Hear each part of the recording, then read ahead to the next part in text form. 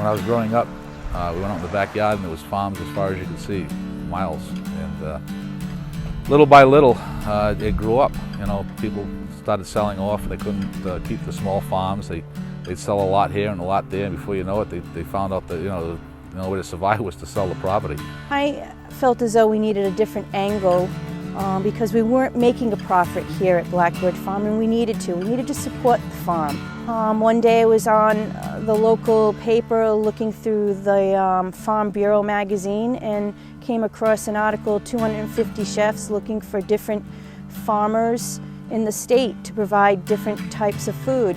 And one email that I sent got me 3 emails back. All of a sudden we can't keep up with the demand. We get a call a day from people that want us to supply to them. And I think it's probably going to have a much greater impact on Rhode Island because we're nothing but small farms here. There are no large farms left in Rhode Island. And locally grown really means the people coming back to the small farms. Knowing where the food's coming from, knowing the people that are supplying you with the product is very important. Building relationships and they become friends. So that's kind of what our restaurants really pushes and strives for. We didn't have a market and we created a market.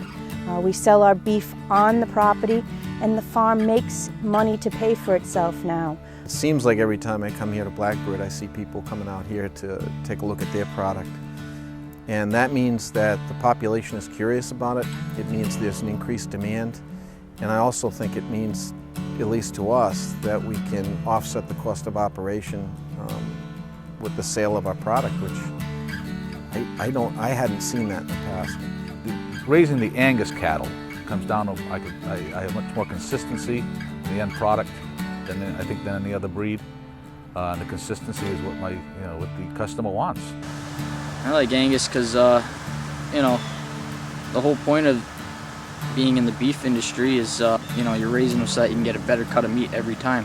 Growing up here in Rhode Island, my brother and I would go to the local restaurant and they were very proud that they had steaks on the menu and they had Angus on the menu. My dad would always order Angus.